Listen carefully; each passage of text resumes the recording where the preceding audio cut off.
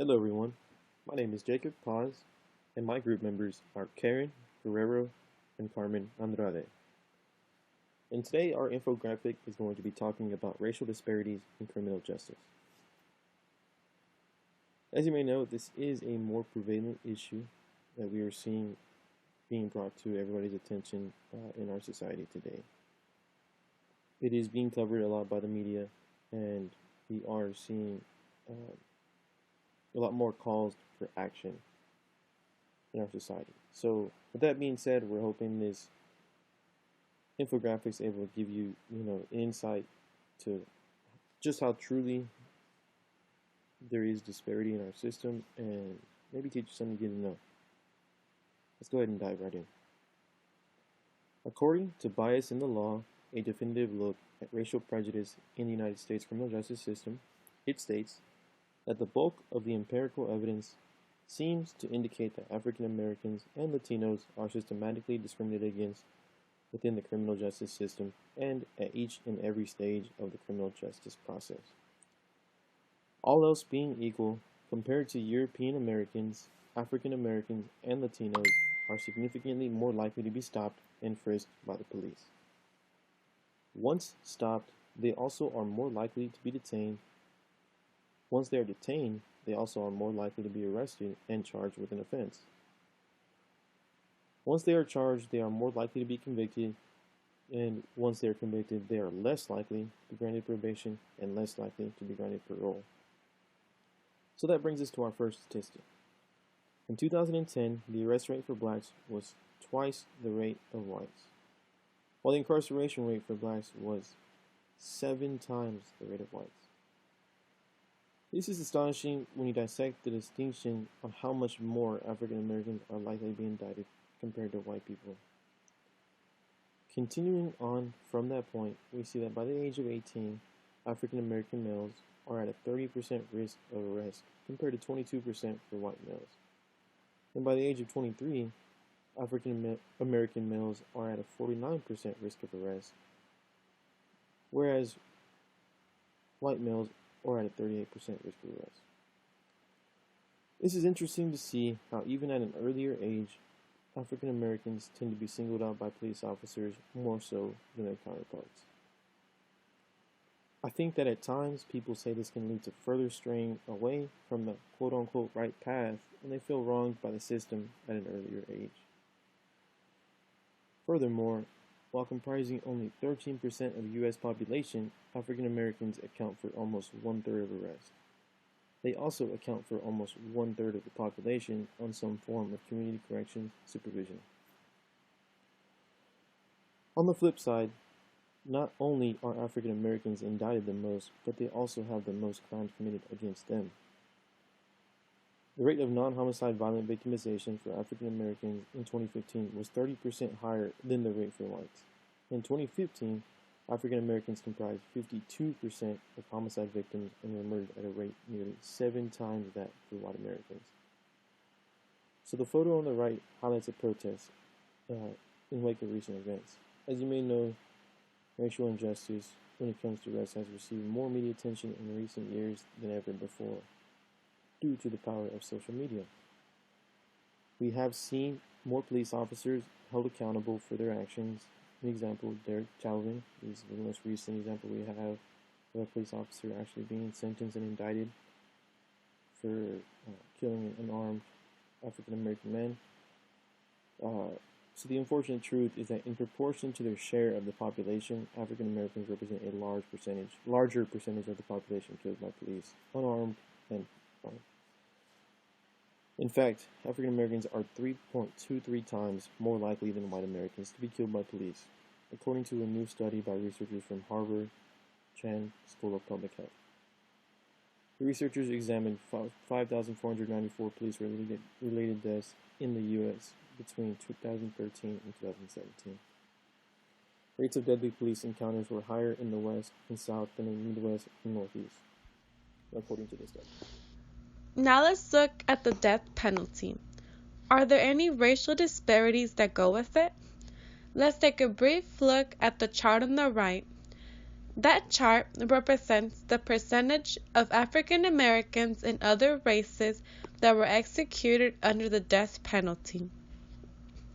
When we look at the death penalty chart, we can easily see that 35% of the individuals executed under the death penalty within the last 40 years have been black. That makes up to 1/3 of the population in that chart. That being said, African Americans represent only 13% of the general population. So out of those 13%, 35% of them have been given the death penalty and were also executed.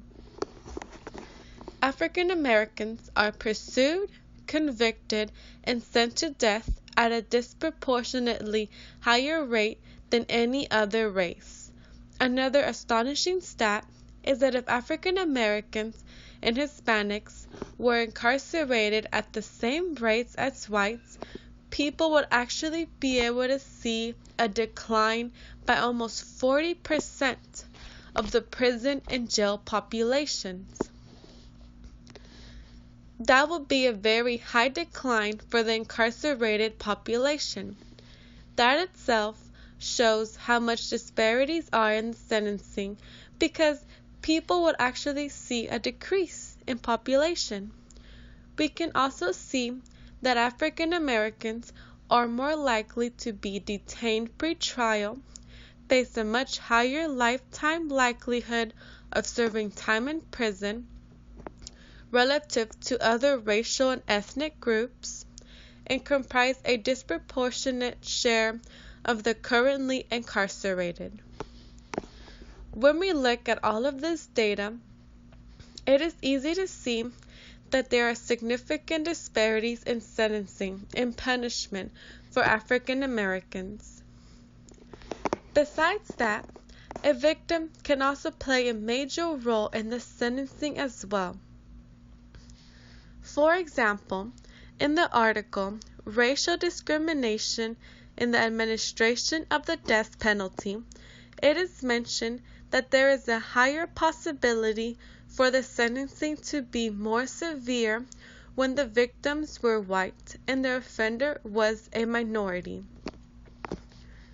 Meaning that if there was a white victim in a case, that would possibly make the sentencing be a little bit more higher than if the minority were a victim, especially if the victim happens to be a female. Of course, having a minority as an offender would already make the possibility for the sentencing to be a little bit more higher, but having a minority offender with the white female victim would just make the punishment be more severe. It is very sad to think about and to see how race plays a major role in the sentencing of a person. When we take a look at the racial disparities in policing, we see how much more likely African Americans are to be stopped by police officers than any other race. Many states are going through these kinds of events, such as analyzing traffic and pedestrian stops made in Oakland, California. For example, the team uncovered a consistent pattern of racial disparities. It found that 60% of police stops were of African Americans, though they make up only 28% of the population of Oakland. Once stopped, African Americans were significantly more likely to be handcuffed, searched, and arrested. Another city, such as Boston, Massachusetts, we have noticed that African Americans continue to be a big part of an outsized number of the stops. It states that 62.3% were African Americans, while 30.5% were white. Continuing on from this, we also see that African Americans were significantly more likely to have sales and possession charges, significantly more likely to prefer marijuana, a less addictive drug, and are significantly less likely to report having severe drug problems. This is troubling to see that although they do not make up much more of the population, they are for some reason picked on a lot more by police officers. 84% of black adults say white people are treated better than black people by police. And in 2019, 63% of white adults agreed based on research on police relations. But as of 2020, we have finally started to see some change with the injustice of racial policing.